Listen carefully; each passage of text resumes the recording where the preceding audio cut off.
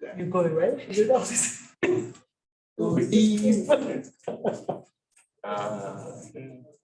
Fancy. I have the kids over and I think that way. Yeah, we're gonna start in just a minute. Yeah, right. Is she still working from home? Yeah. She's gonna stop coming in. She's at work. Oh, yeah. Steps down. Well, the step is just log into the MLS. Yeah. Number one. And the neighborhood snapshot, you already have the zip code there. Yeah. Yeah. You already have it there. And it's set to single family. Yeah. Just hit run report. That's it. Okay.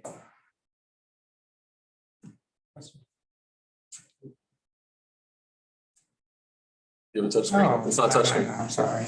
Yeah. Okay, cool. I don't know why Apple, you know what? Apple doesn't put a touch screen on their laptops because they want you to buy their iPad. Yeah. Yeah. And this guy texted me Monday. Apparently I met him somewhere.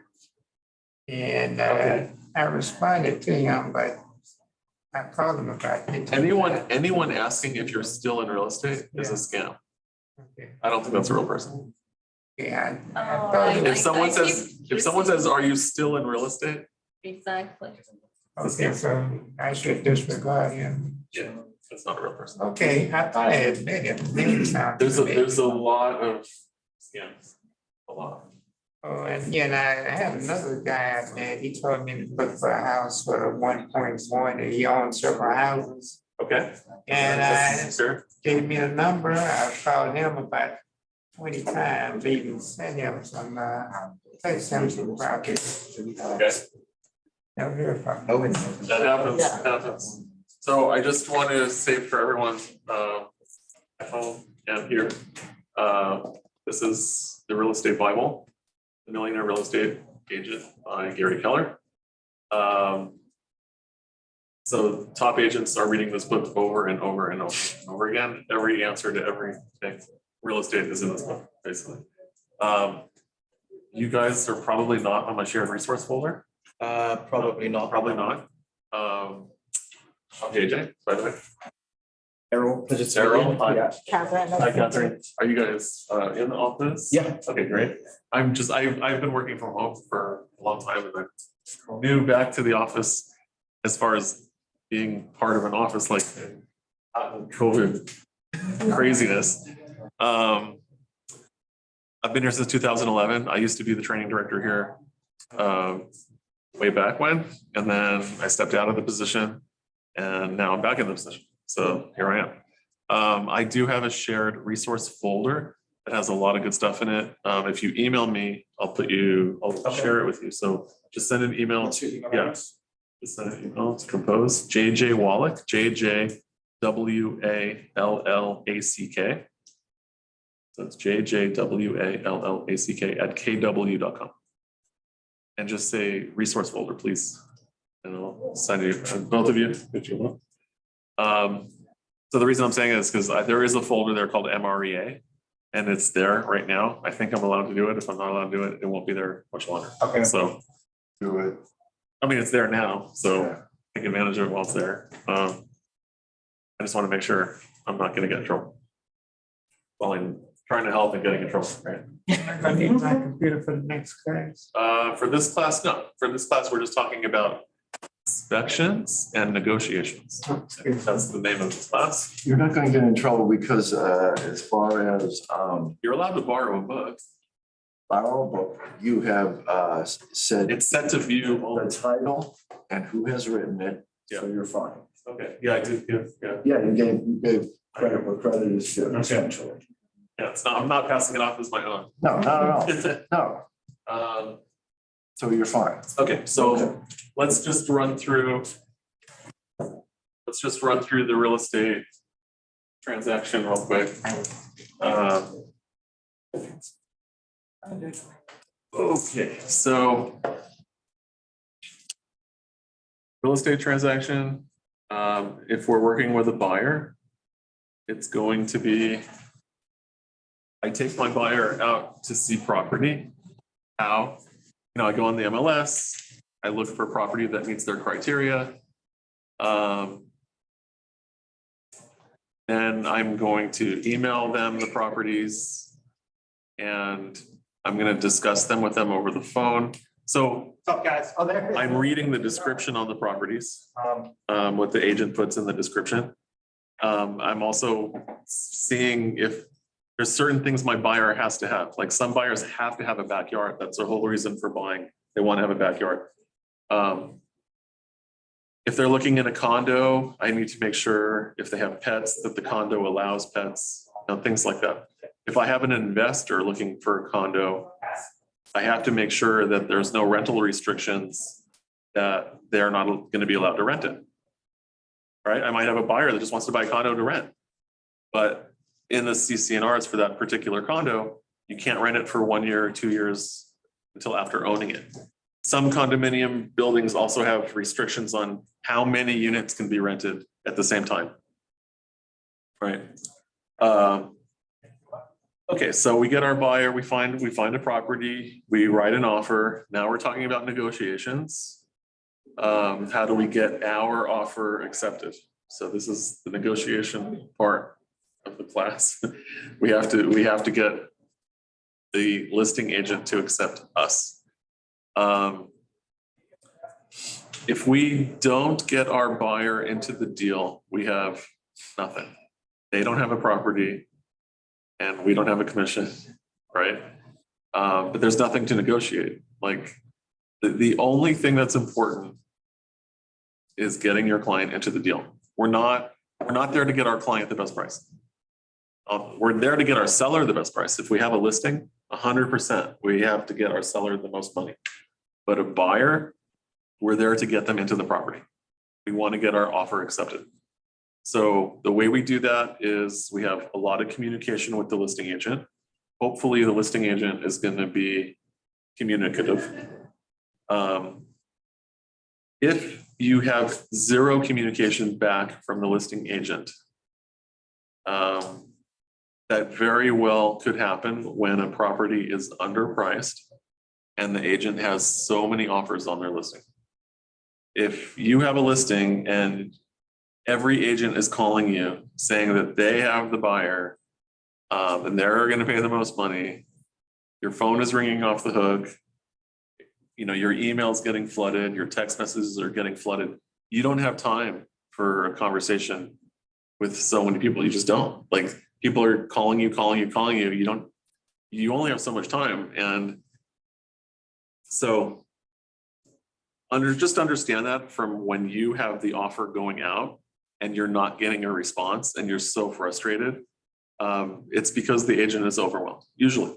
So the best place to talk to an agent with the listing is at the property while they have the open house.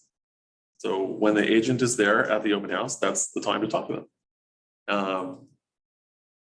I like to go, if I have a buyer that is for sure riding on a property, I took them, they saw the property. I will go back to the open house by myself at the end. Like if it's on a Tuesday and it's 11 to 2, I'll go there at 10 to 2. If it's a Sunday, 1 to 4 or 2 to 5, I'll go 10 minutes before the closing. Because the agent is going to have the most information to share with me after the open house has been done. All the other buyers have come through, the other agents have come through. They'll know what's going on at the end. Like if I show up at the beginning, everyone's just coming at that time. The agent hasn't even talked to anybody yet, right? So I'm trying to find out how much interest is in this property. Are there offers on the property right now? Anything I can find out to share with my client to get my client's price where it needs to be to get the deal. So I can tell you recently, there was a property here at 626 Crescent, right here at Flats. They were asking $7,995. Someone I've been trying to find a property for in the Flats called me. They said they're interested in it. I said, fantastic. We went to the open house. I knew the agent. I researched the property and I found out that the people that own the house bought it for 8.25, 8.125, put money into it. Just last year they bought it. So now they're turning it over right away. Why? The house 4 doors down sold for 9.1 last week. Okay, so they're thinking they can get out and make a nice little profit. Why not? But my client is the type of person they're not going to pay top dollar. They're just not. But I don't know where the other buyers are. I have no idea. But my conversations with the listing agent are, what's going on? How many offers do you have? Where do we need to be? Now, the agent doesn't have the information to guide me on price until actually counter offers go out. I mean, let's think about this. Offers come in at a certain price. The seller is going to respond. And then there's going to be responses to that on the buyer counter. So you have the offer, you have the offers to the seller counter one, and then buyers are going to counter based on that. Now, once those counters come in is when the agent has the most information, right? Because we don't know where prices started may not be where they're ending up. So, we just have to think about that, because if I'm calling the agent right as the counters go out and say, where do I need to be? He doesn't even know yet, right? So the counter, if all the offers are collected, the counter offers just went out, and I immediately call the listing agent and say, where do I need to be? He doesn't know, because he hasn't received a response from anyone yet. Right. So he doesn't know. So I wait until the last second and say, where are we? Where are we? So you go back. I'm constantly with you going back, because he doesn't. Not going back in person. Oh, no, now, if we're talking about a really, really high-end listing, you're probably having communication. There's not 30 off. There could be, but yeah. But there's more communication in those types of situations. If you're throwing a property on it 400,000, there's going to be 30 offers, 50 offers. What's really scary right now is I did a home search yesterday for Glendale, Pasadena, Woodland Hills, Studio City, Sherman Oaks, Burbank, up to 850,000, and there were only 6 houses. There were only 6 houses for sale. Yes. Inventories. Wow. For 800 up to 850. That's really scary. That's telling me that affordability in LA is a big problem. Big problem. I don't know what's going to happen. Like, it's an impossible place to live. Like, you can't even buy something for 850. Like, it's just insane. Anyways, but other places we're seeing that have a lot of inventory for sale. Right. We just saw it. Beverly Hills has 71 homes for sale. So the average price of Beverly Hills is 10 million. Well, didn't we, a couple of days ago, you found out there's something about Culver City. Yes. They're selling a lot. So does Culver City has like 50 homes for sale right now? Something like that. Yeah, there was a lot going on. Yeah. Thank God. I mean, we need it. I mean, people have to live somewhere. So, okay. So just negotiations. My negotiation is not a price negotiation. My negotiation is, I might be negotiating harder with my own client to get them up, right, than with the other agent. My negotiation is really telling my client where they need to be. And, sometimes, you'll find a house that's been on the market for 6 months, and you write an offer and you get a multiple counter offer back. And your client's like, I don't believe they have another offer. Like, it came out of nowhere. So this home's been sitting on the market for 6 months. They're giving us a multiple counter offer. I don't believe it. Believe it. It happens all the time. There are cycles in the market, and we can see them just from our business. You'll have a point where no one's writing offers, then all of a sudden everything goes into escrow and there's nothing for sale. They're just crazy cycles like that. We were in a little lagging period last month, and now I've seen a lot of activity, I don't know where it's gonna happen this coming month. But, you know, it's just, we're their cycle. So we can't time the market. We can have good timing. Just in looking in hindsight, yes, we had good timing at that time, but you can't know that your timing is good when you're actually in it.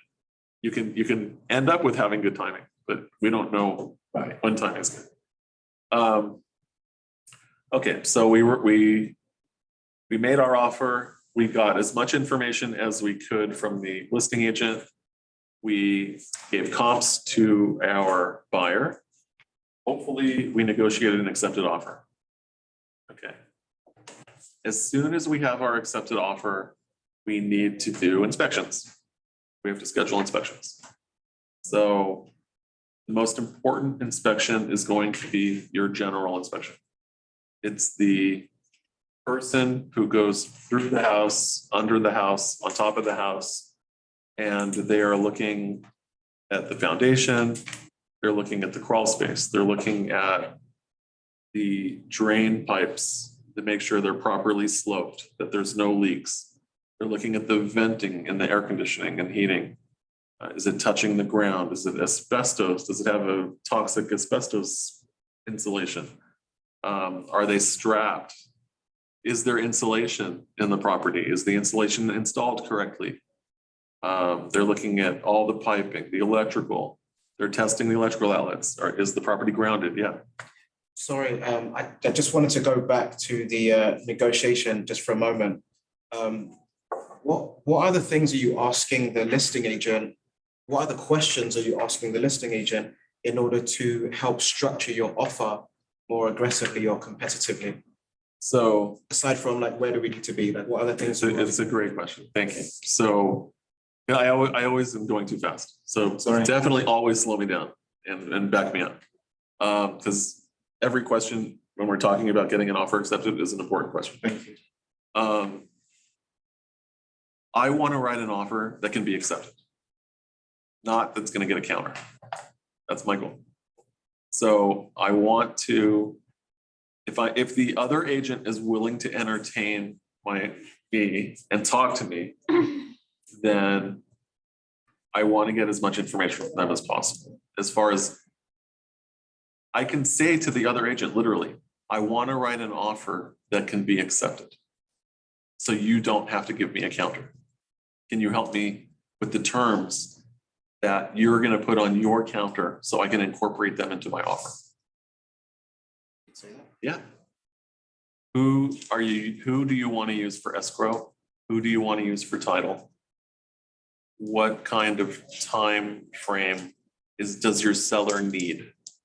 Are they willing to close in 30 days, 45 days, 60 days? Do they need a lease back? Would it help the seller? Sorry, I'm going so fast. That's okay. Would it help the seller to close escrow and be able to stay in the property for a little while? Is that something that would help? Then we have a lease back. Is there anything that's important to the seller that I can incorporate in my offer that will make us stand out? Again, who do you use for escrow? Who do you use for title? Can we use our title? Can we use our escrow? You know, the other agent might have someone they have to use for sure. And if that's the case, then you defer to them? Then I will put in my offer the name of their title and the name of their escrow company. So they don't have to put it on a counter offer. Because if we write our off, if we write Cannon Hills Closings, Clearmark title in our offer, and they don't want that, it'll have to go on a counter offer.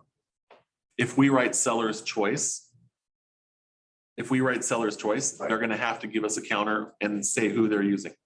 So if I have the conversation up front and say, who are you using? And I put it in my offer, they don't have to give a counter. Right? Like right now, I'm just trying to avoid getting a counter. Right. So how do I write my offer that it's acceptable? Got it. Okay. Avoiding the pot. Avoiding the counter offer. Right. Can I make an offer to you today that will get accepted? Got it. So that's the conversation. Inspection timing. Now, some agents will cooperate and they'll give you all this information. And some agents won't cooperate, and they'll say, because for their negotiation, they're trying to get their seller the most money. And they're gonna say, just write your best offer. Right? Yeah, So one way of getting the most money for your seller is to not give any guidance at all. don't give. them Not a flags. single thing except write your best offer. And you have the same communication with every single buyer's agent. Write your best offer. And you can say, we're not looking at offers until such and such time. All offers to be delivered sealed to the office. Or you can write in your remarks, in your agent remarks in the MLS, please email all offers to Josh Spitzen instead of you. Right. And it's just blind offers. No one knows where anyone's at. It's a strategy to get the seller the most money. It's a strategy. So if people, as a buyer, I know that I need to submit an offer. And sometimes I like that no one knows where everyone else is at. Like, there's no favoritism, right? I know the listing agent is not going to come at the last second with their own higher offer and beat everyone out, because all the offers are going to the office manager, right? So I'll say in the MLS, please send all offers to Keller Williams Beverly Hills office manager Josh Spitzen with his email address. All offers will be reviewed at such and such date at such and such time. And then what is that date? For example, we have an open house this week. So by doing that strategy, you need to give everyone time to see the property. Right. So you need to have at least one Sunday open house and at least one Tuesday broker caravan. I would want to have the Sunday open house the last one. So I wouldn't do a Sunday, then a Tuesday, and then offers due. But I would do a Tuesday, a Sunday, a Tuesday, and then offers due. I probably want to have 3 open houses before that date is set. Okay. I want to give an opportunity for the property to be publicized and people to see it. Now, the seller can always do whatever the seller wants to do. If the seller wants an offer accepted, the seller can do that, no matter what I put in the MLS. So if I have this thing going on in the MLS where we're not looking at offers till a certain time, and then someone approaches me and says they want to write an offer for way above asking, no contingencies, all cash, but they want their offer accepted today. If they submit that offer, it has to go to the seller, right? I can't refuse the offer. It's going to go, and then it's up to the seller to make a decision, right? So the seller is always the boss. It's their property. So there are times where you might see this advertised in the MLS, and all of a sudden the property goes into escrow, and you're like, "What the heck just happened? We just got shut out. Like, we didn't even have a chance." And you're calling the agent screaming, "My buyer didn't even have a chance." It's usually because there was some insane offer. Someone had to have that property and they were willing to overpay for it. And the seller just didn't want to lose that buyer. And, look, the seller could have put that buyer in the bidding process with everyone and see if someone's willing to pay more. But it's usually someone who's willing to way overpay. They want it. They don't want to lose that one. So just letting you know that's it, because you need to know this so you have the conversation with the listing agent. Are you sure you're waiting till that time? Because as a strategy, I don't want to submit my offer till the last second. If I know that the seller is committing to that time schedule of offers due by a certain time, a date and time, I don't want to submit my offer early. I'm going to wait until a half hour before the deadline, 15 minutes before the deadline, maybe right at the deadline. Because I don't want to give someone else a chance to beat it. Whether that works or not, who knows? Because once all the offers are in, the agent knows what the numbers are anyways, and they can call their own buyer and say, right, here are the numbers, So usually when the office manager is involved, though, it's pretty pretty on the low. Yeah. That scenario works in buyer's market and seller's market. Let's say there's a buyer's market. The agent is very reluctant to take the offer. He try to discourage you. You know, I'm just- write the offer quickly as possible. What's the strategy into the seller's market like Just that? talking about different strategies. If in a seller's market, Yes, in a seller's market, yeah. you want to, in a seller's market, you want to have multiple offers, right? You No, would- yeah, as a buyer, I'm looking as a buyer for what my buyer has to do. Your buyer in a seller's market needs to pay more than anyone else will pay.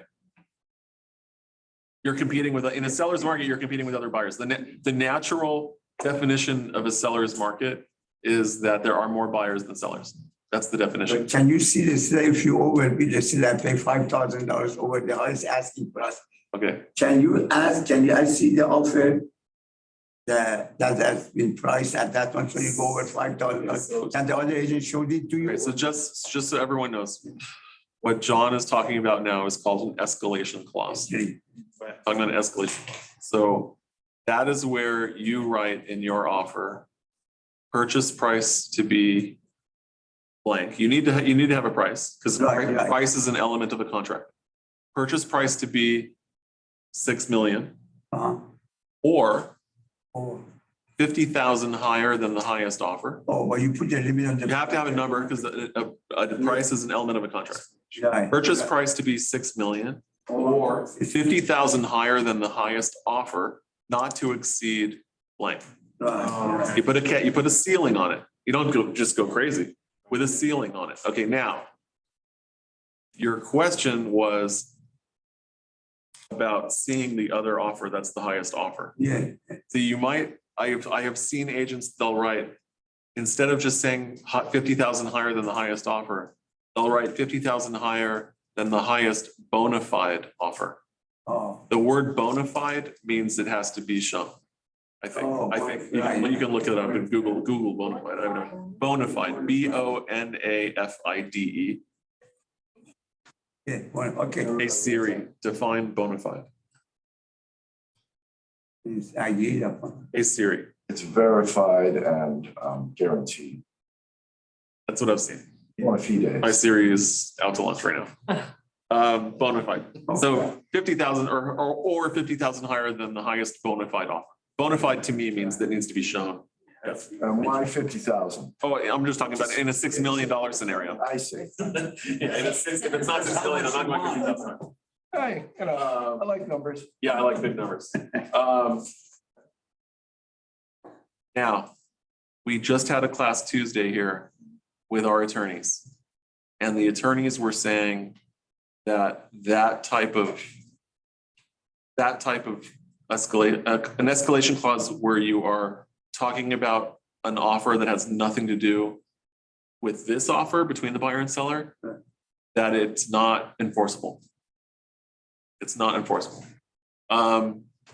However, if the listing agent gives a counter offer and says listing price to be blank or purchase price to be blank after they receive that, and then they counter you with a purchase price, and that's accepted, then that's accepted. They say the highest and the best. They don't say the price. They are what it said, they purchase to be highest and the best price. So that they want to test your price against the other one. Right. So what I'm saying is if the counter offer that you give says 50,000 higher and that's accepted by the seller, Right. that might not be an enforceable contract. The listing agent has to give you a counter back with a price on it, Right. right? They have to give you a price back. Now, if the listing agent comes back and says purchase price to be blank and that's accepted, we have a deal. Right. But we're not, because that is not bringing in anyone else. It's a seller giving a price back. Yeah, but we just have to be careful not to have that particular one accepted. So, right, It must be counted. it has to be countered. That's so, yeah, I'll verify that with Michael Rosales, our broker, but that's my thought. Yeah.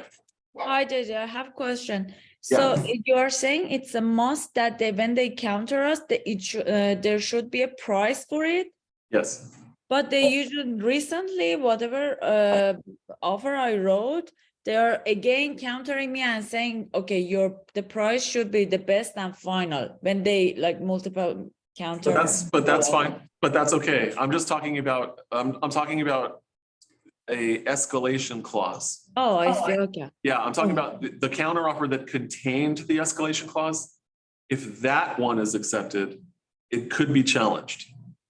Yeah. That's what I'm saying. And I heard, and based on my experience and what I have heard is the acceleration clause is not that much common in LA, right? Is that right or no? I don't know common or not common, but I would just say if you're going to use one, make sure that the listing agent is okay with it. Don't surprise them with it. I've had situations where I've used it effectively. And I've had situations where the seller was upset by it and thought that we were playing games. Okay. So we just have to be careful. If you're gonna write an escalation clause, tell the listing agent that you're doing that. And say to the listing agent, we're not playing games. We want this property, and that's why we're putting the escalation clause in. And We don't want to lose it. So please give us the opportunity to be the buyer. We don't want to lose the property.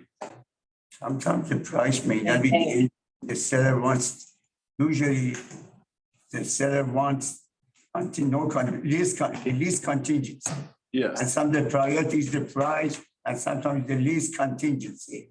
And sometimes it's really competitive, they want both of them that right. I face with it. So this is our conversation. This is our conversation with the listing agent. What does the seller need to get an accepted offer today, to accept an offer today? Yeah, he said the least contingency and the best price. I mean, Right. and that's I guess. So, okay, so now we're talking about inspections. Right. You know, how long do we need for inspections? Yeah, question. Yes, my question is, what does it mean when you say that the offer is not enforceable? It means if the buyer wants to now back out on the accepted offer, well, the buyer can back out because they have a contingency period anyways. But if the seller wants to back out, the seller might be able to back out of that deal. Usually a seller can't back out. So a seller has to sell at the agreed upon price, and they have to close escrow by the agreed upon closing date. That's what a seller has to do. A seller has to sell at the agreed upon price. They have to give disclosures, Yeah, and they have to move out of the house and sell it. Like they have to sign the grant deed and sell the house. Right. If a seller is refusing to sign a grant deed or move out, you would sue the seller for specific performance. Well, I'm saying you would advise your buyer to contact an attorney. What would normally happen is an attorney would sue for specific performance. So they would file a lease pendants on the property. That would prevent the seller from being able to sell the house to anyone else. And then it'll go to court.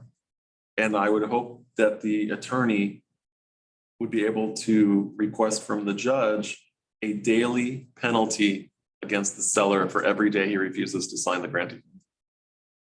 And that will, if it's a steep penalty, then that could force the seller to sell. in any scenario, whether the property is as is or least contingency, the seller has to always give the disclosure to you. He cannot say, take it or leave it. This is what I want. So Does he have to give you disclosure on the circumstances? in residential real estate, a seller has to disclose what they know about the property. Under any circumstance. So Unless. a seller has to say what they know. Right. So if a seller has never occupied the property, like Right. let's say Say doesn't. let's say someone in New York Right. inherited a property from their parent who lived in California. Yeah, They've never even seen the property, been to the property, but they inherited this property. Yeah. They still have to disclose what they know about it. It doesn't relieve them of the obligation of disclosure. So they don't have to fill out a transfer disclosure statement, but there is a form called exempt seller disclosure, I'm sorry, yeah. the ESD. So they're exempt from filling the TDS out, but they do have the obligation to disclose on the ESD form. What they know. They have to disclose what they know. They know. Now, commercial is a different world. Yeah, So in commercial, it's buyer beware. It's the Wild West. yeah. Now, if you guys ever come across a hold harmless agreement, okay, sometimes there are sellers that'll want the buyer to sign a hold harmless agreement. You'll see this mostly in commercial, not in residential, but hold harmless, hold harmless. Like, What is that? it means that the seller wants to be relieved of any future liability on a property. Anything goes wrong, you cannot come back. If you ever see a hold harmless agreement, I want you to read the verbiage very carefully. And make sure it doesn't hold the seller harmless from known and unknown. Okay, because known shouldn't be in there.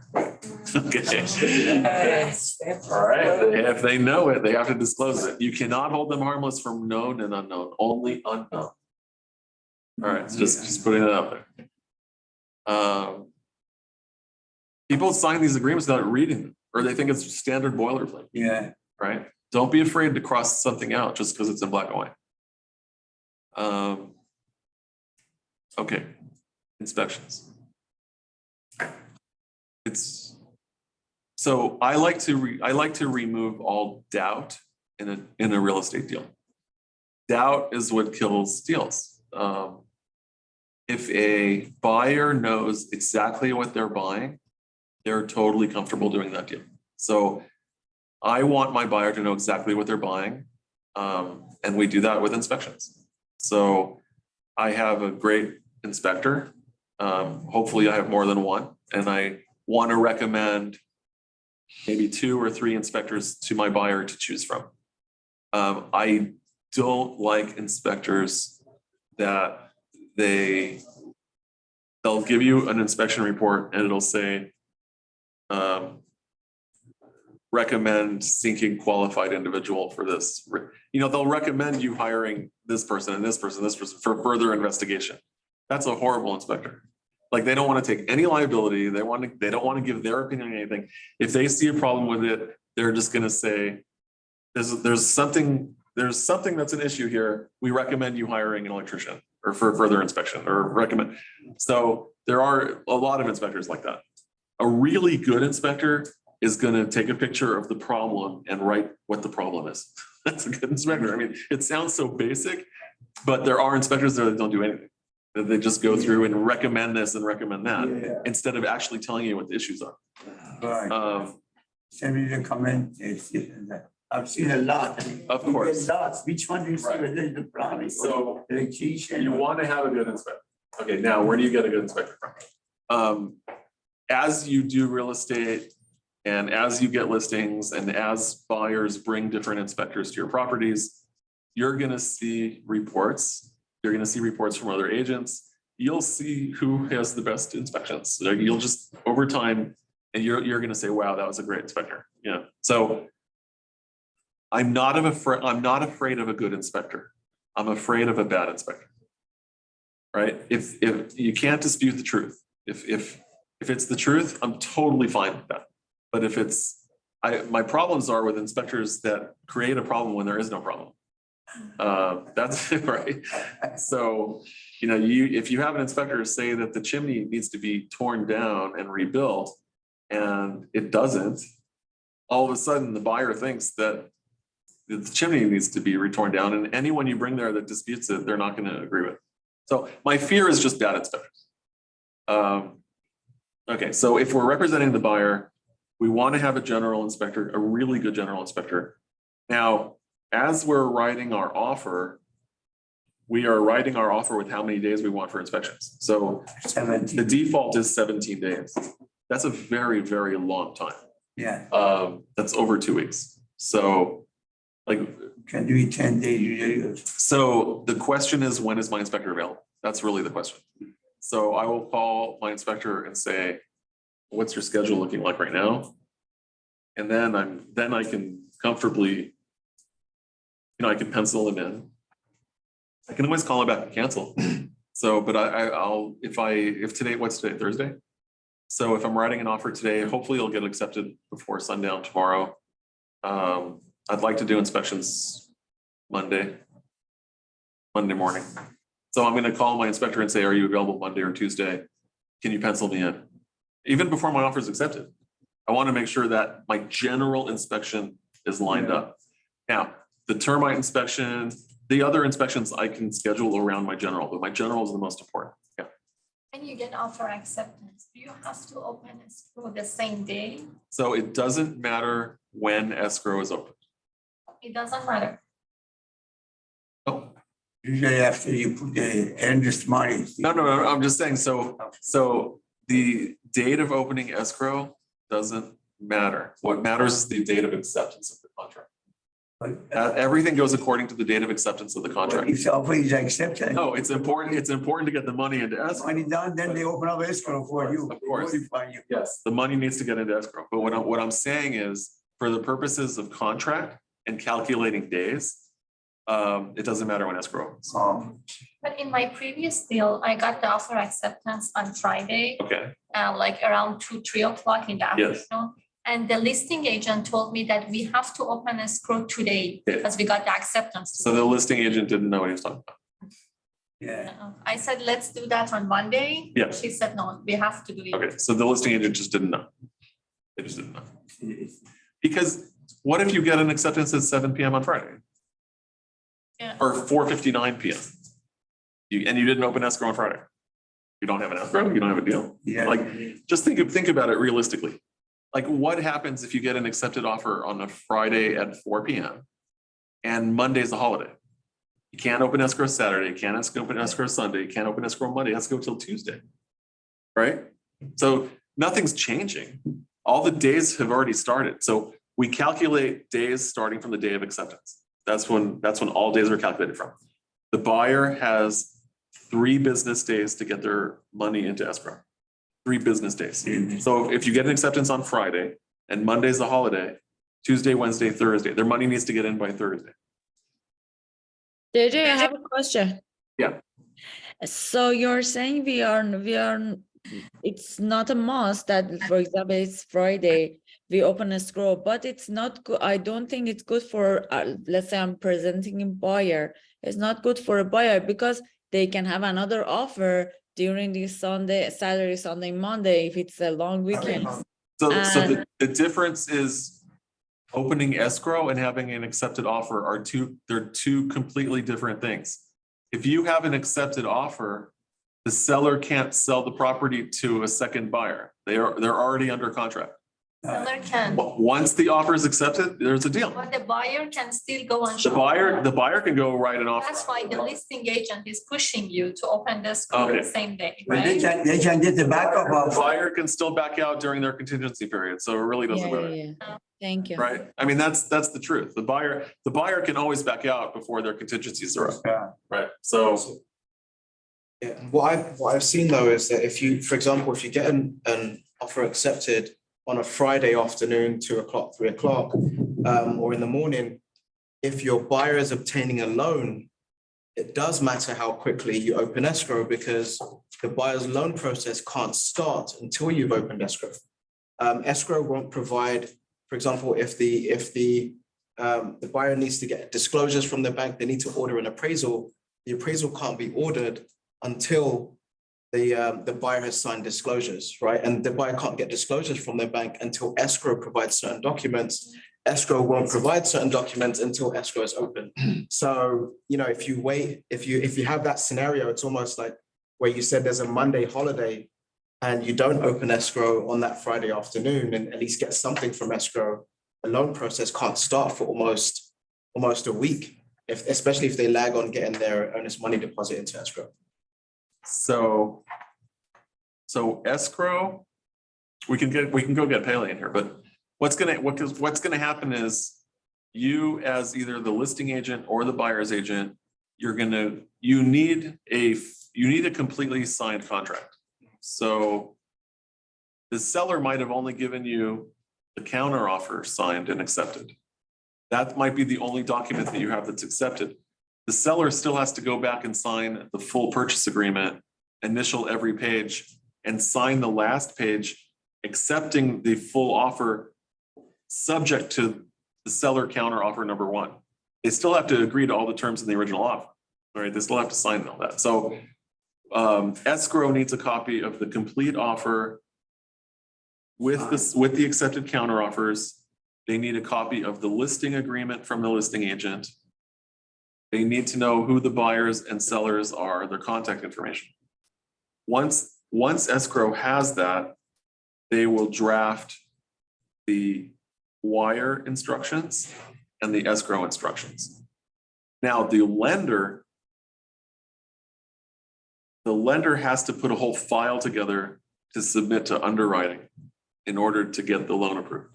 So there's also disclosures that have to go out. So there are timelines. If you're opening escrow, if you are just getting accepted on, if you're getting your offer accepted on Friday, there's going to be that weekend where you're losing it. You're losing the time on that weekend. It's just no way around it. As a listing agent, if I want to be proactive and I want to have a listing where I could actually close my listing in 3 or 4 days if I wanted to, all right, I have to have already a title. I already have to have a title report. I have to have, if it's in the city of Los Angeles, I need to have my 9A report already ordered and done. It's a city report. So there are some cities that require a report. It's a compliance report. It's actually a 12C.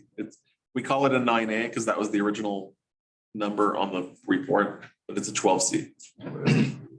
Yeah, we call it a 9A. People know 9A. It hasn't been the 9A for 10 years. But that's what everyone still calls it. Title report from escrow. Okay, so again, escrow, when you get the escrow instructions, you need to make sure the dates are all correct. It's very rare where I get correct escrow instructions, very rare. So you need to make sure all the dates are correct, the dollar amount's correct. You know, you're assuming that the escrow company is looking at the offer and going through the counter offer and getting all the terms correct. Yeah, they're working on a lot of files, so don't blame them. Just review it. As soon as you, the agent, get the draft of the escrow instructions, right away, just stop what you're doing and try to get that done so you can respond to the escrow agent. I approve or I don't approve of this. If you're representing the buyer, then you want if any contingency date falls on a weekend or holiday, you want to push it till the next day as the buyer's agent. Next business day. So you want to tell escrow, like if it says contingency is up on Saturday, you want to respond to escrow, can you please move that to Monday? If I'm the listing agent, I want it to stay Saturday. Right. So it just depends. You still have to request that. As the buyer's agent, you might have to. Some escrows will automatically move it to the next business day. Some escrows will automatically do it. Some escrows will leave the contract date as the Saturday or Sunday, because that is the contract date. But I know for actually something called,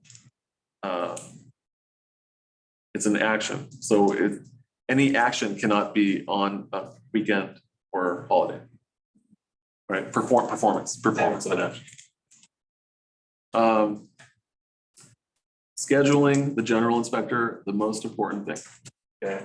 Now, for liability reasons for us, we want to offer 2 or 3 inspectors and let the buyer choose who that's going to be. Because if we have our inspector inspect, and it can come back to us, the buyer can say this was your inspector and he missed this. A huge thing your inspector missed. It's your fault. Your inspector, your fault. So that's why it's better for us to recommend 2 or 3 and let them choose. And they can't say that. Yeah. We as the seller. We as the buyer's rep. Okay. We're representing the buyer and we're recommending to our buyer one inspector, and they're using our inspector and the inspector missed something. He could say that was your inspector that missed that. Like you're partly responsible for that. All right. He can still say that was your inspector if you recommend 3, Yeah. but Yeah, exactly. so, but for liability purposes, the attorneys feel that we should always be recommending more than 1. Okay. Okay, so my general inspector is gonna go through the property. I'm going to schedule, if the house has a chimney or more than 1, I'm gonna schedule a fireplace chimney inspection. For every single family house, I will schedule a sewer inspection. Sewer. There is a sewer line, so as far as plumbing in a house, when you turn on the hot and cold, you have one supply line coming to the house, which is just room temperature, whatever it is. You have one line coming into the house, which is a supply line. That supply line will normally get split, one to the house and one to the yard for watering. Okay. The one that comes into the house goes straight to the water heater. So you'll have a split at the water heater. You'll have the regular temperature water just going out, and then you'll have the hot water coming through the hot water heater out. And then you'll have those 2 lines run through the house. One is just a straight line and one is from the water heater. And those 2 lines will go through the house. Those are supply lines. Okay, supply lines are hopefully copper, some are galvanized. That's incoming water. Then you have drain lines. Drain lines under the sink, under the bathtub, toilet. Those are all the drain lines which go under the house, usually plastic. And they will feed into most of the time a cast iron pipe under the house, which will lead out to clay pipe or ABS. And that'll go all the way out to the street. Our concern is the pipe under the house that goes out to the street. Cast iron could be cracked. You know, cast iron should last a very long time, but they do develop cracks over time. The clay pipe, which is all over California, they're basically 6-foot pieces of clay, and they twist into each other. And that's how they lay the pipe like that. They just go into each other. They'll put some mortar in. What happens is you get these feeler roots that they come in. They're just looking for water. You know, that's all trees want is water. If they sense a little water, the roots come in, and then the roots grow thicker and thicker and thicker and thicker, and the clay breaks. That's what happens. So it's really, and then then you have lost sewage going into the earth. So I have a sewer. When you order a sewer inspection, you make sure that it's a video sewer inspection. That's what you want, a video sewer inspection. And you want to make sure that they give you a copy of the video. It's very entertaining. So when the sewer inspector comes out, he's going to basically run a camera down the line, and he's looking for any evidence of roots or breakage in the line. A lot of times they're just going to recommend a snake or a hydrojet, but as buyer's agents, we really want the line repaired. Just cutting the roots out that's not solving the problem. That's just getting rid of the immediate issue. But the preventative issue is actually repairing the pipe. So the repairing of the pipe, we want a quote on that. And that can be them digging and replacing that section of the pipe that's broken. Or it can be, they have the technique of putting a sleeve inside. It's like they stick like this long balloon made out of fiberglass, and then they shoot epoxy 360 degrees in that new tube, and it hardens and it creates a new pipe inside the old pipe. There's also something called there's a pipe burst where they pull a new pipe. They basically put a chain from here through another opening out there, and it pulls the new pipe through and breaks the old one. They have like a cone, and it pulls the new pipe and just breaks. It's pretty cool. These are city workers, yes. These are private plumbers Ah, that are licensed by the city for sewer work. There needs to be, you need to have a special license to do sewer work.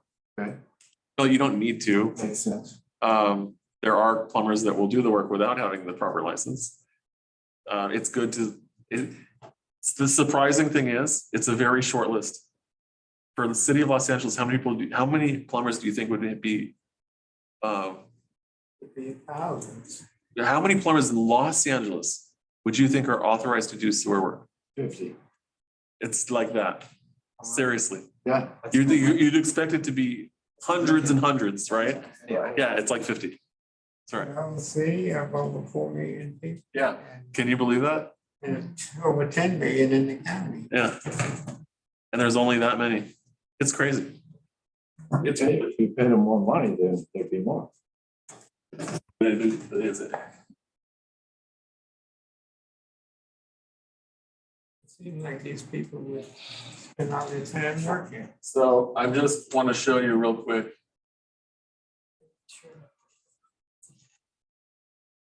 Just want to show you real quick. So we love Google.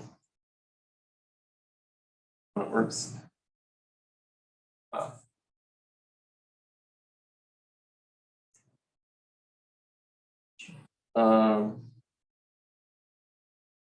Authorized sewer licensed.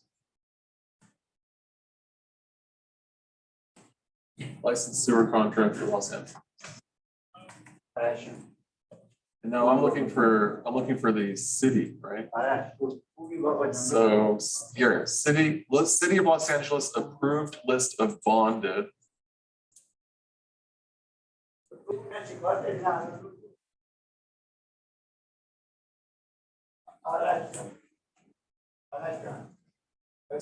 And this is who your, This is people that are authorized to do sewer line work. this is who your, This is not who I'm, this may or may not be who I'm calling. It may not be. I don't know. It depends. If they do sewer video inspections, yeah, I will call them. Why not?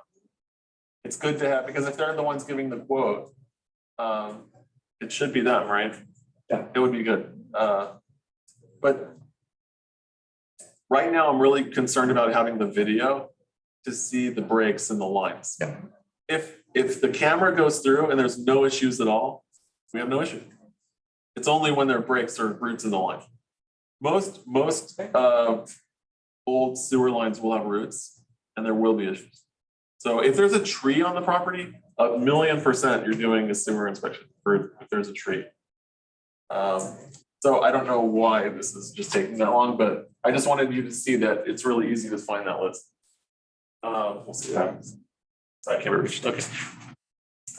Okay, so the inspections are, the general is the most important. Always schedule a termite inspection. And I told you before I was going to talk a little bit about termite. The termite inspector is going to look for active infestation.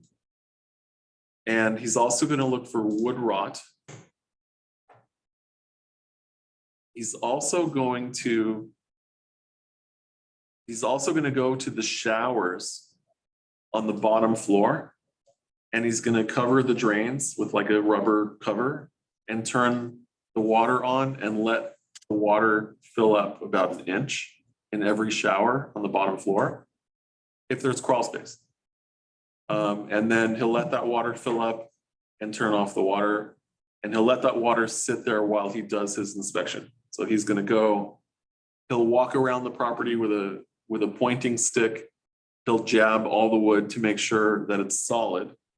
Sometimes you'll see a piece of wood that looks like a piece of wood, and the stick goes right through and it's hollow inside because the termites ate it all. And it's just a paint shell.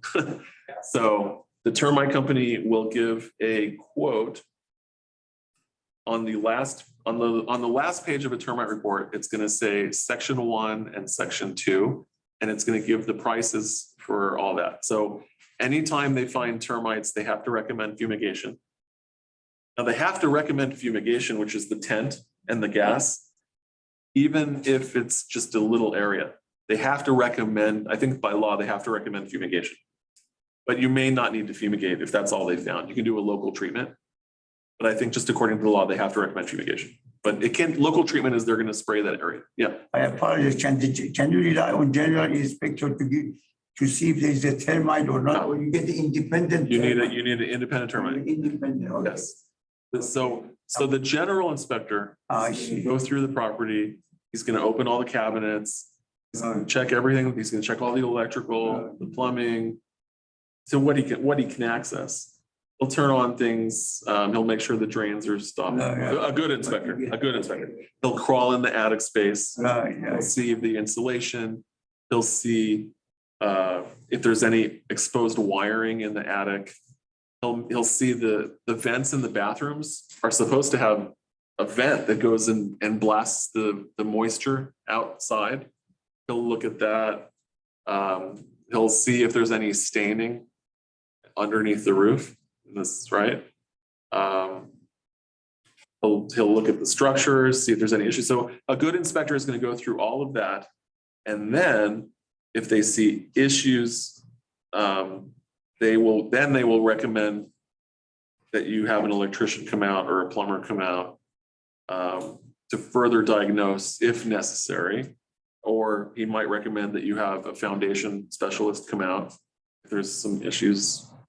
You know, if a good inspector sees cracks in a wall, but there are like cracks where the drywall meets, right? It's a straight crack, horizontal or vertical, but it's a straight one. It's usually a seam.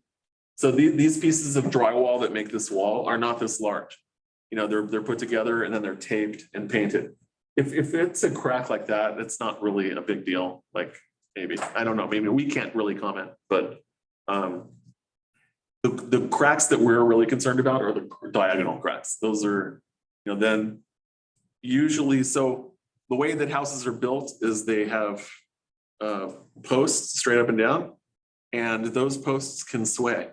So if you hear the term shear wall, a shear wall is a piece of plywood that gets hammered in against these vertical boards so they can't move. Because when you do that, you're strengthening the structure. So that's called shear wall. But the inspector will do that. He'll go under the house, he'll see if it's bolted, he'll see if it's shear walled, and he'll make recommendations.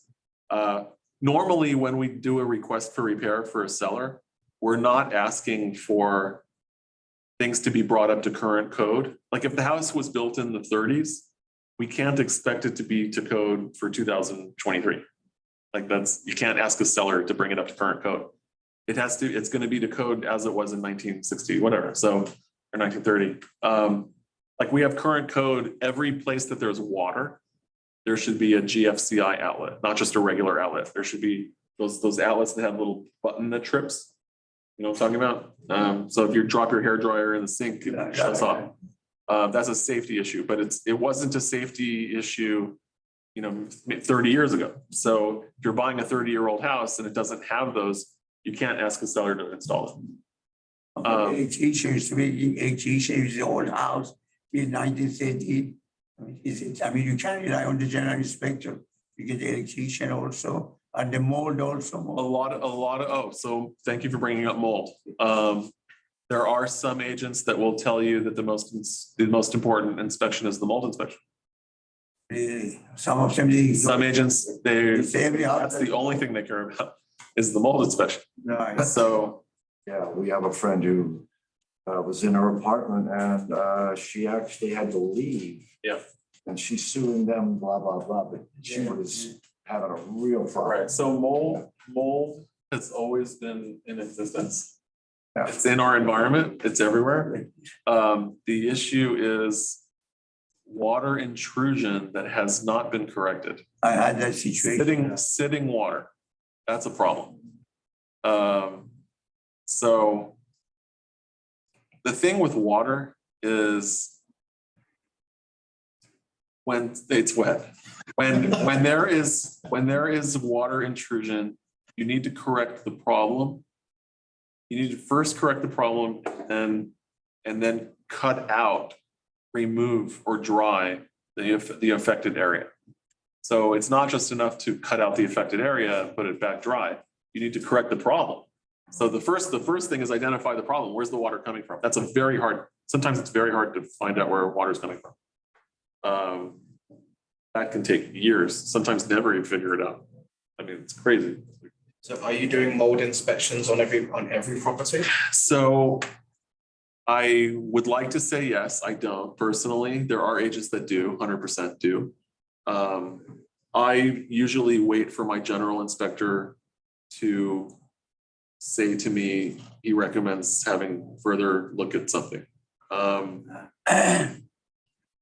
The buyer's the one paying for the inspection, right? So should you be recommending a mold inspector to your buyer? Yeah.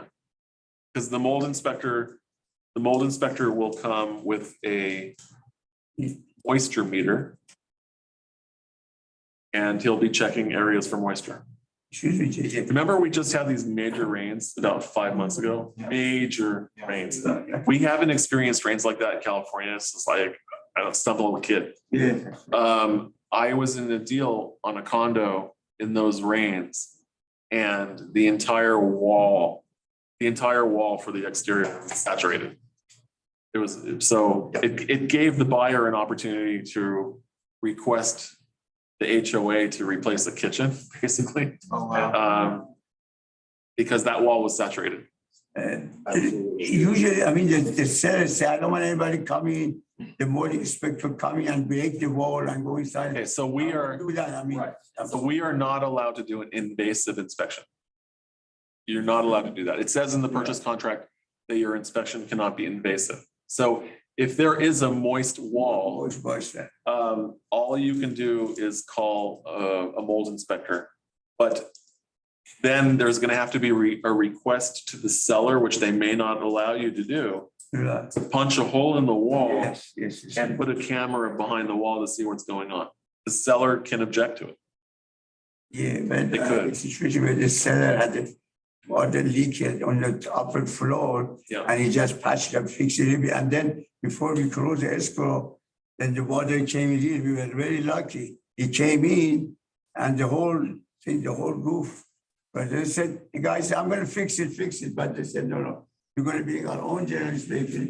They opened up, they said, there has been mold in place before, and the seller didn't tell you. So you were lucky that it leaked out before you closed the escrow. The best time to buy a house in California is right after a rain. The best time to Right after a rain? right after a rain is the best time to inspect a property. Because it never rains here. Yeah, So you have no idea about the water problems. yeah. Never rains. If it just rained and you're able to inspect right after that, you are so lucky. Tell your buyer how lucky they are Yeah. that they are able to inspect a property right after it rains, because it never rains. And you said the rain, Okay. the rain can cause mold. So the rain can cause mold if it leaks into the property and then it sits there and doesn't dry out. It can immediately Yeah. into mold. So drywall will mold. It will mold. Yeah, my friend was sick. She had to go to Sedona Yeah. to get out because it was in her lungs and You know, if it you ever, really make you sick. you ever walk into a property and it smells? You ever walk into a property that smells? Yeah, some old houses. Some properties you walk in, you can't even breathe. Like the air is just so thick. Yeah, I was just saying expensive houses. That's mold. That's Moisture. it's moisture. It's It's moisture. expensive house, it looks like a basement, you walk And in, when it's there a is a dark. mold in one room, does it mean that there should be more mold in other? So the issue is if it's dry, we don't see it and we have no idea if it's there. Now, the mold inspector comes with a moisture meter and and an infrared. So he'll be able to look everywhere behind the walls, basically with his equipment, and see what's going on behind the walls. And then he'll be able to give You just have to be analysis. lucky, not problem. So, yeah, hopefully, I mean, but look, again, every property has a price. And all problems can usually be corrected.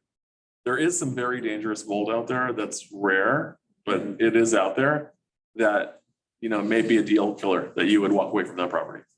And then again, I said at the beginning of this class, the seller has to sell for the price And the seller is obligated to sell at the sales price and close on time. That's it. So the buyer has the right to ask for a credit or a repair, but the seller doesn't have to agree. The seller only has to sell at the agreed upon purchase price. So we will ask for a credit or a repair, but the seller doesn't have to agree.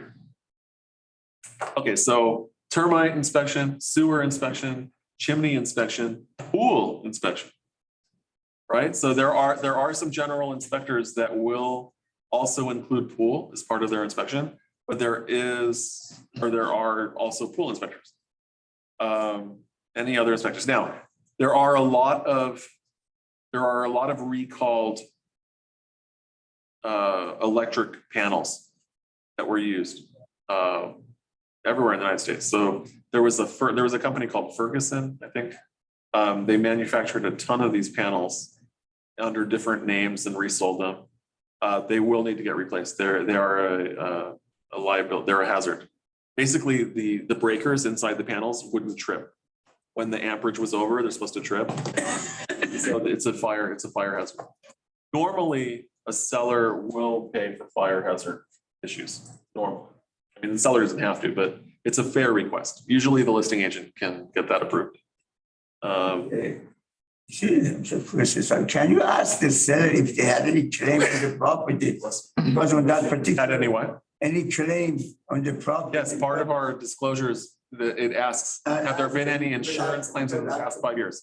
Oh, You have to, it's on the insurance, if you had the previous owner had a claim on the house because of the. So on the transfer disclosure statement, it says, have there been any insurance claims in the past 5 years? Oh. Now, before inspections, hopefully I'm looking at the disclosures. I really want to get those before inspections.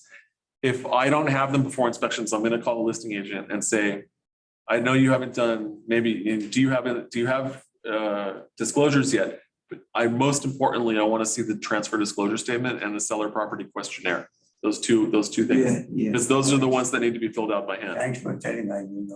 Now, if I see that there has been an insurance claim, I'm going to follow up with the listing agent and say, can you tell me more about that claim? And was the problem repaired? Because the seller might have collected the money from the insurance, but not done the repair. And then I'm also going to tell the inspector at inspections, the seller said something about an insurance claim in this area. Can you just look at it and see if it's been repaired? Because of that, you had to pay, the buyer had to pay, to get the loan, you had to pay $50,000 a month for the insurance because the previous owner had a claim on that property, big one, and nobody wanted to insure that. And the loan wouldn't be closed. It was under the pressure, so he said, the guy, but I get something. So so basically also the buyer has to have insurance to close escrow. If there's a lender, the lender is going to require an insurance policy on the property before closing. I see. So I know. So one thing that we can do as agents, if we represent the buyer, is get our buyer to get an insurance quote right away. The insurance agent that's going for the quote is going to look up in LexisNexis is their database. Okay. They're going to see if there've been any claims on the property. That's very good point, yes. So there is a, Especially in LexisNexis, they'll be able to tell if there's been any claims. The insurance company, we don't have access to it. I don't think. Yeah, they can. The insurance company's going to look. Yeah, they're going to look. Yeah, thank you. Okay, so inspections, general inspector, sewer inspector, fireplace, chimney inspector, mold inspector. You could have a roof inspector. But again, I'm gonna wait for my general to tell me if that should be. HVAC. HVAC, if my general inspector tells me, because the general inspector should be looking at that. But if they recommend one, then yes, for sure. Foundation. Foundation inspection. Inspection separate or the general inspection would tell you. Well, so I mean, they would tell you that there is a the general inspector is going to tell you if there are any cracks in the foundation. Yeah. Or if there's any missing things or something's not looking right, You have to be. or something's crumbling and deteriorating. And if he thinks that it needs further inspection, he'll recommend it, and then you should. Now, again, we're not the ones hiring the inspectors. It's up to the seller, it's up to the buyer to be willing to spend the money on these inspectors. I mean, you could have a buyer that puts $3,000 into inspections right? And then they end up walking away, but that's part of the process. I'd rather them spend the 3,000 and walk away, Yeah. not spend the 3,000 and then have to pay 200,000 in repairs.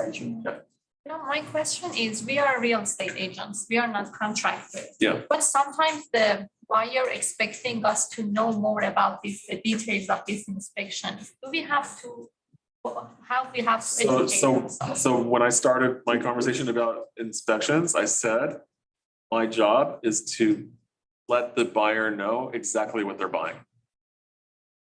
As long as the buyer knows exactly what they're buying, I'm taking all the fear out of the transaction. The fear is what I don't know what I'm buying. That's the fear. It's like, what are the unknowns? We're always scared of the unknown. But once we know exactly what it is, there's no more fear.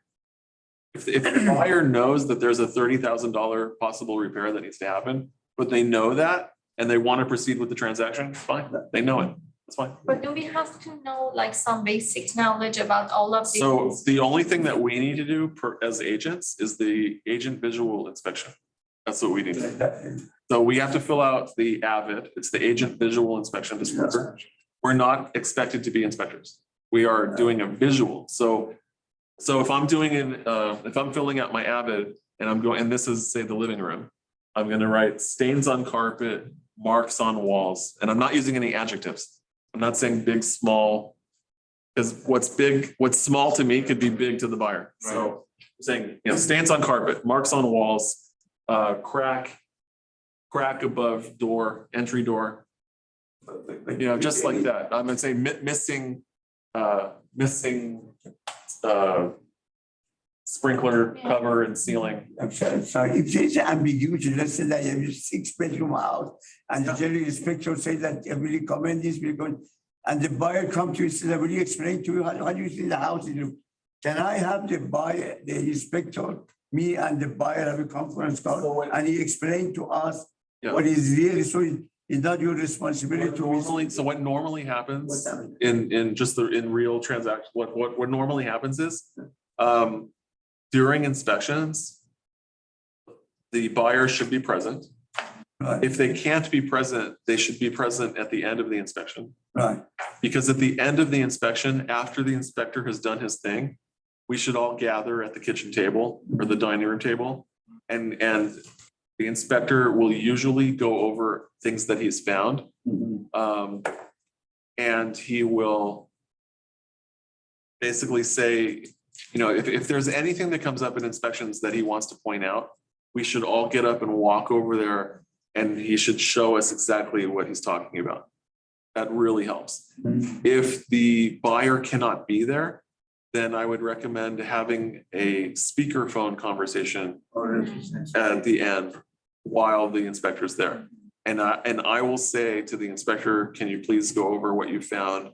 Is there anything of concern to you? Anything, that you want to share with the buyer right now? So you said to your buyer, please consult your own inspector. No, I'm recommending inspectors to the buyer. I see. So, More than one, I see. for liability reasons, we want to refer 2 or 3 people and let them choose which one. Okay, so he can have his own consultation about what needs to be done. Can he do that to make sure that? The buyer can do whatever they want. Whatever they want. It's us as brokers, we have to recommend inspection. Okay. So there's a form called waiver of inspections that if the buyer is refusing to pay for inspections because they're so cheap, they don't want to pay for inspections, we need to have them sign that waiver. And it says on the waiver, brokers recommend inspecting property and you at your own risk are declining to have inspections. They should sign that waiver. Because if they don't sign the waiver, they could come back and say, hey, you didn't tell me I need to inspect.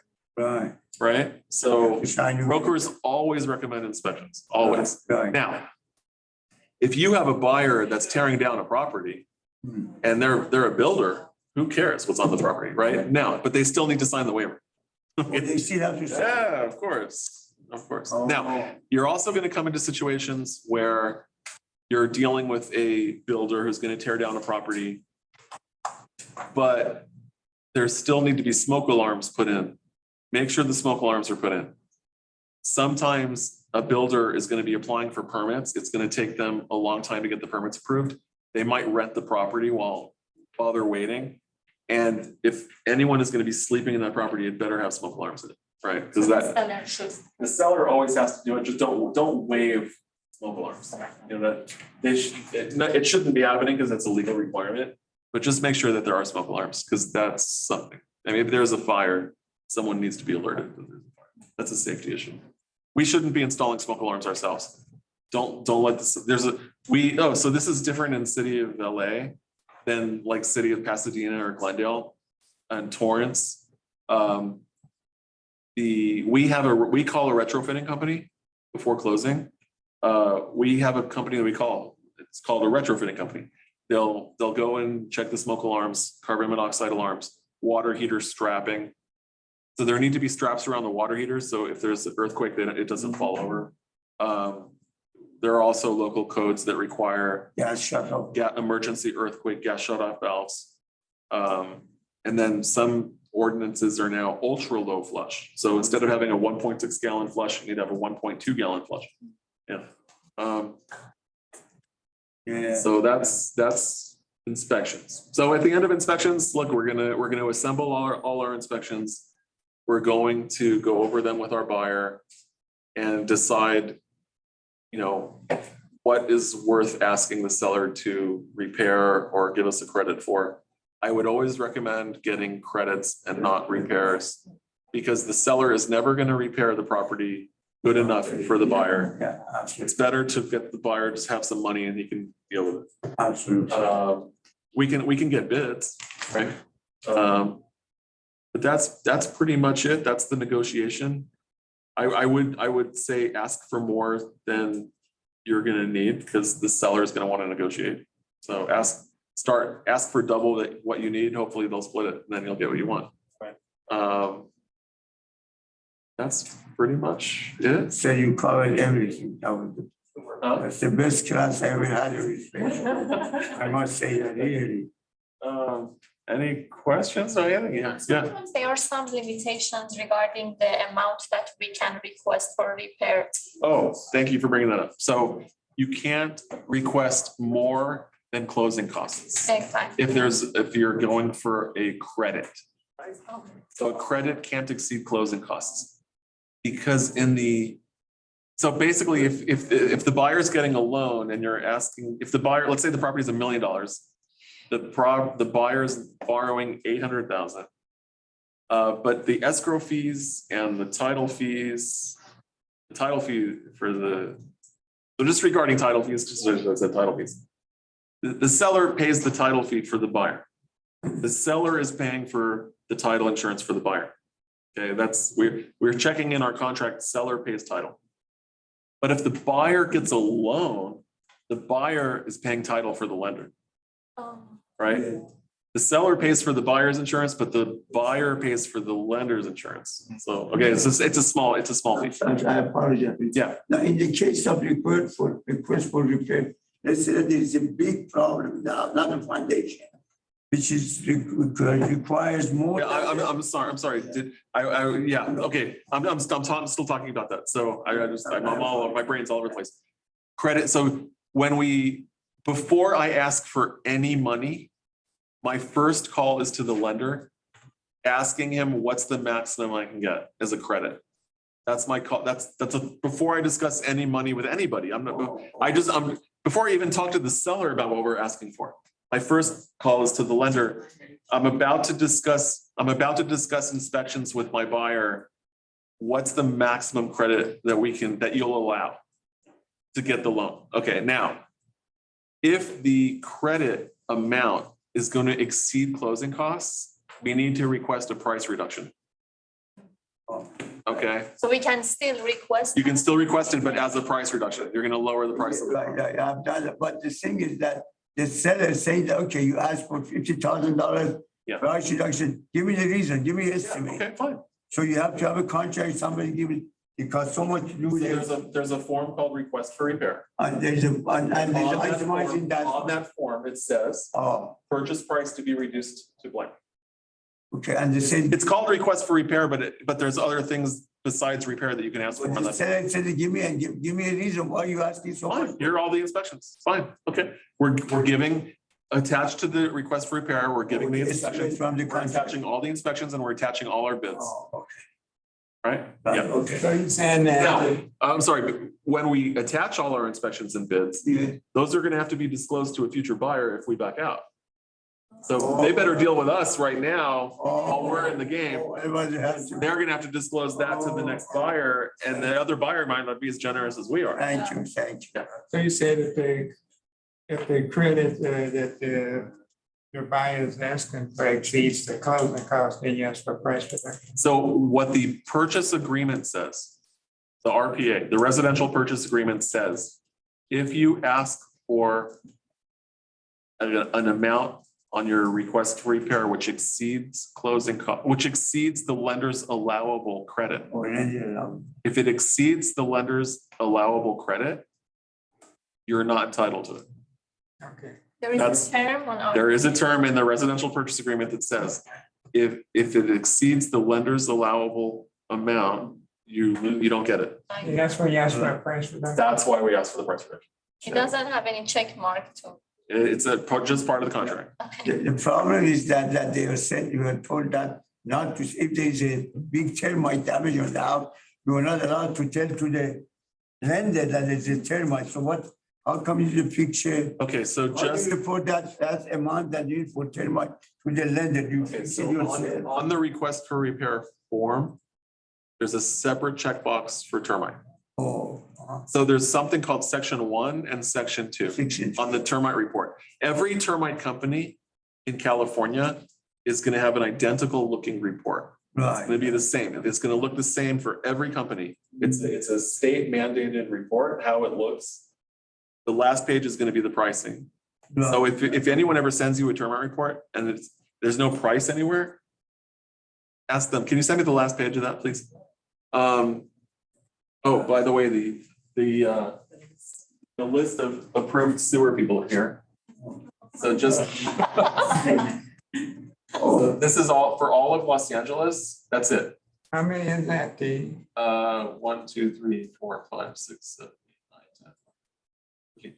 So 15, 30, 45, 60. Can you email everything for sure? Yeah, there's like 90 approved sewer companies in all of Los Angeles that can work on sewer line. Is there any way you could email it? You can just Google Oh, city, you can just Google okay, sewer contractors, Los Angeles. super, okay. But can you find out for the whole county? This is actually City of Los Angeles approved list. Okay. I just Googled, my Google search was licensed sewer contractor Los Angeles. Okay, but I can't find out for the total county, so. County, probably, I don't know. Okay, so there's like 11 million people. So I just want to pull up the request for repair real quick to show you guys, because a lot of questions about the request for repair. One thing I want to say about the request for repair, don't let the lender get it. Right, Don't let the lender get it. right, you will kill it, yes. Lenders are crazy people. They will stop the loan. And they'll say, we're not making a loan on that property until that gets repaired. Yeah, those guys are crazy. We're not trying to hide I it. give it to you, but not to We the just don't want to blow up our deal. That statement only applies to direct lenders, not to mortgage brokers. But sometimes. No, it's not the lenders, it's the underwriters. Yeah. The underwriters, not the lenders. The underwriters are the ones that are taking responsibility for approving that loan. Yeah. They have the finals, the buck stops here, it's with the underwriter. The underwriter will lose his job if he didn't go over that file properly. So that's why they're being liquid, right? Makes sense. Yeah.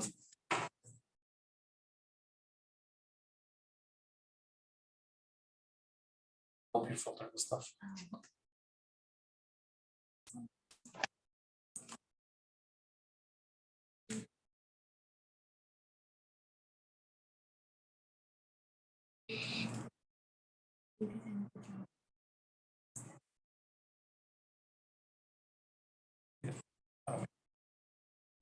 Okay, so I'm just going into the request for repair because I just want you guys to see.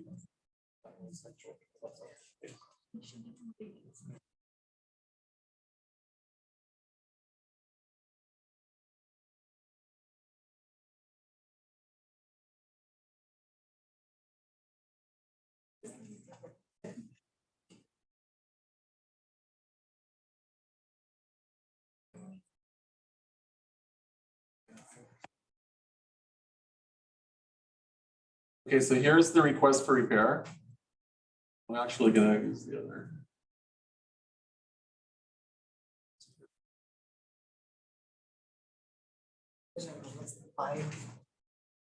Okay, so guys, here's the request for repair.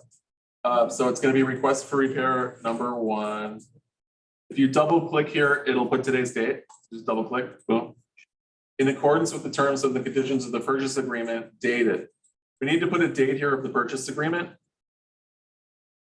What date do we put on everything when it talks about the purchase agreement? I just want to show you.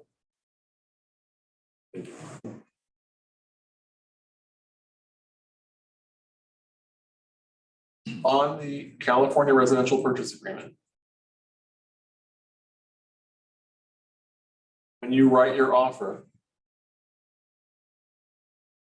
at the top of page 1 of your offer, right here, is going to be a date prepared. That's the date that you're going to reference. It's not the acceptance date. It's not any other date. When you're talking about other forms pertaining to the transaction, and it talks about the residential purchase agreement dated, that this is the date you're looking for, date prepared. Okay.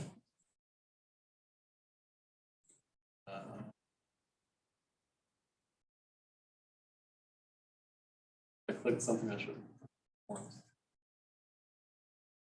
I want to go back to my request for repair.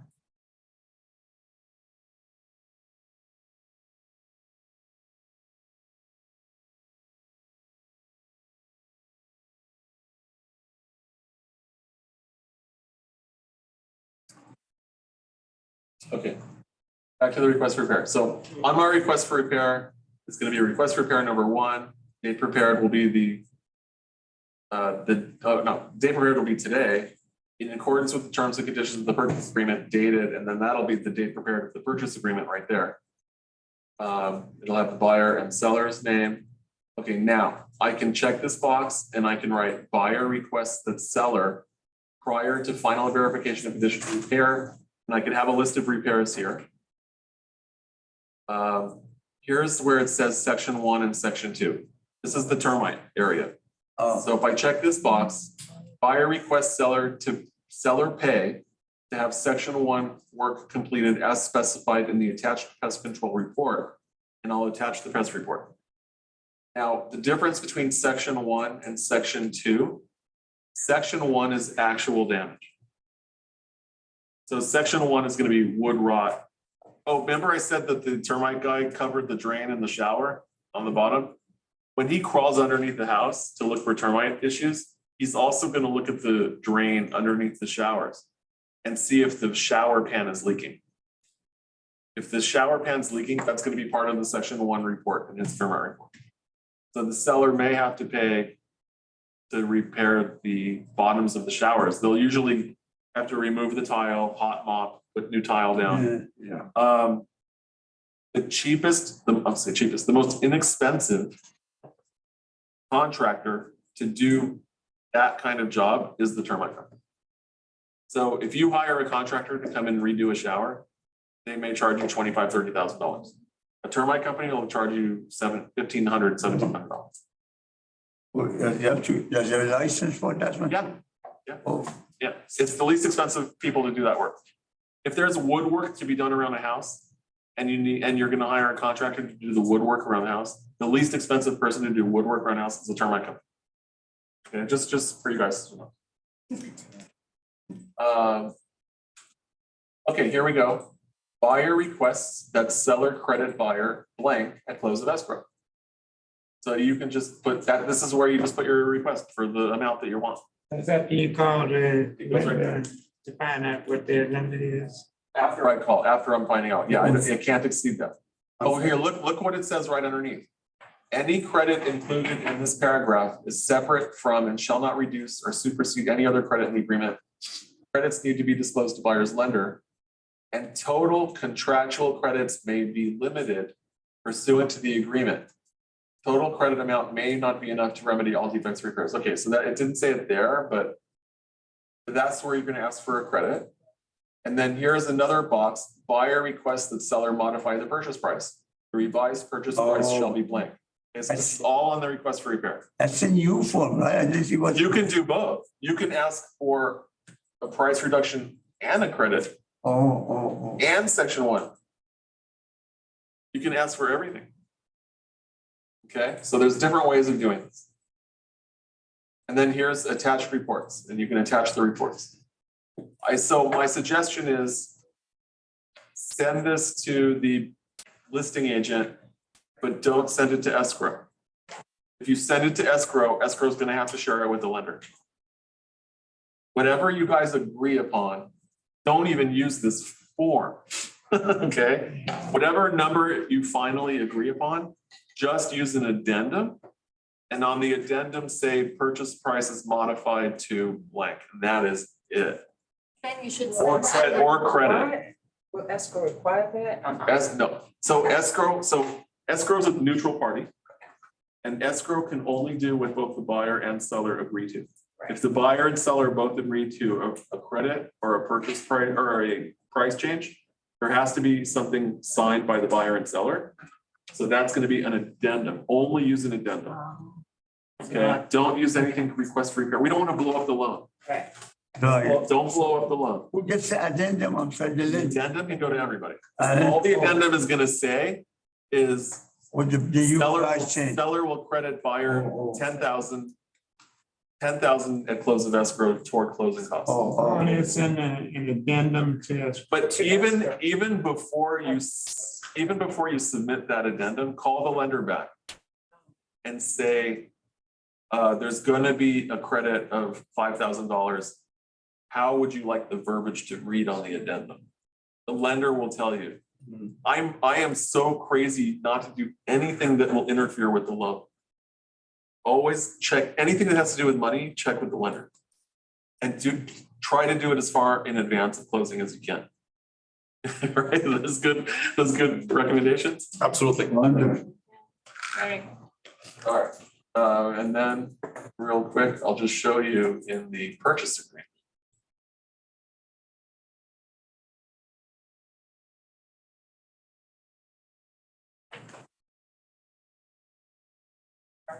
Here's the residential purchase agreement.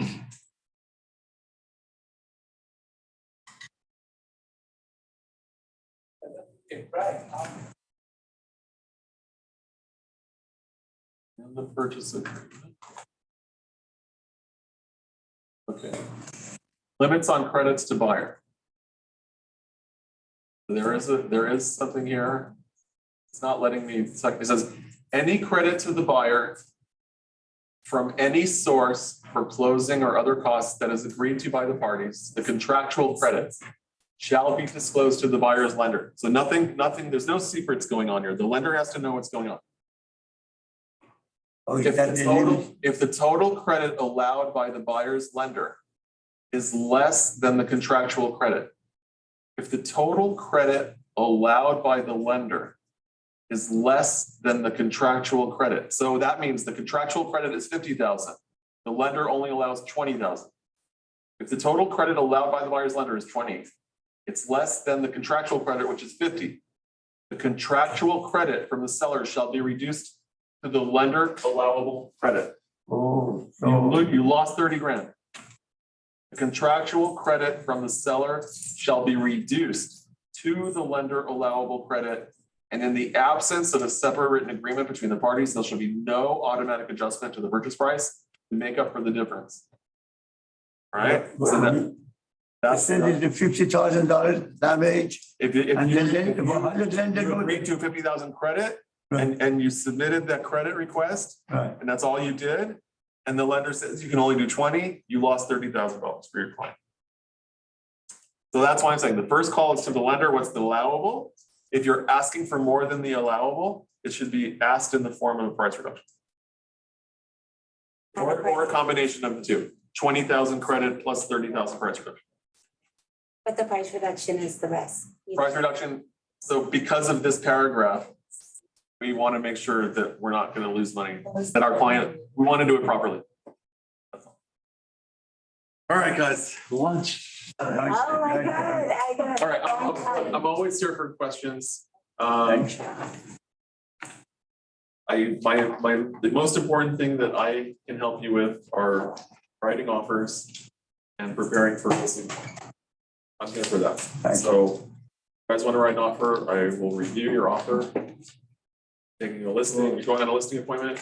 That's You are. that's the money. We're going after the money, You are right? a blessing to all of us. And then I'm here for other stuff. The most important thing is writing offers and to the list, right? Most important. Your job is profit. Yes. So we want to use command. We want to add a minimum of 5 people every day to our command database. I'm going to say it over and over and over. That's the best time we can spend. Carve it out, make it happen. Go get them. Thank you so much. Thank you. Yes. Yes, I did. I think I fixed it. The appraisal is done You for know. the benefit of the lender. So the lender is ordering a third party appraisal. Yes, you got it, right? No? It is, oh, okay. Right.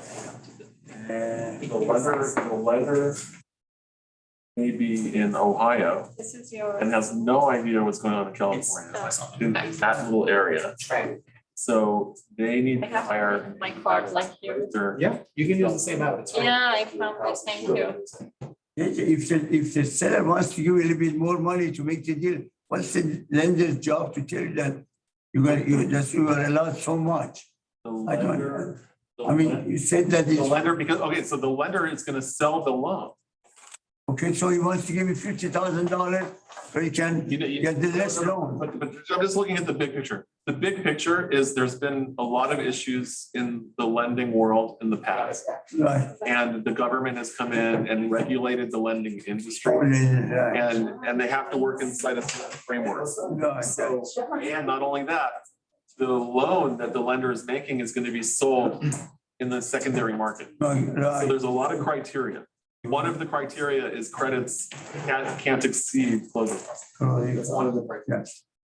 Okay, I didn't know that. Because there shouldn't be a situation where the buyer is buying a property with no money out of his pocket. And because the credit exceeded the closing costs, he's getting money back. Back. So he's buying a property and getting I get money. money back, so it's not fair to the seller. Right? So that's the situation. Right, yeah. Wow. Only in America. It used to be that way. Yes. Before the regulations. Right. Thank you, JJ. Have a great day.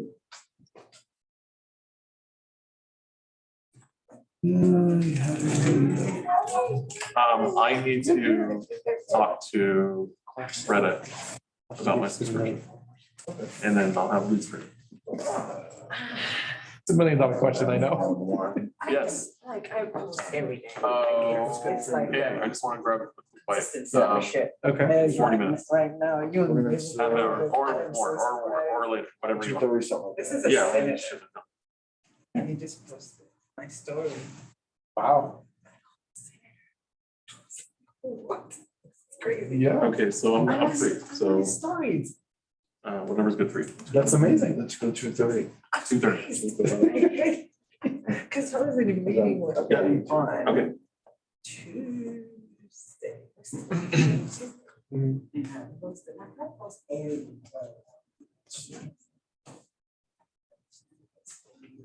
I know.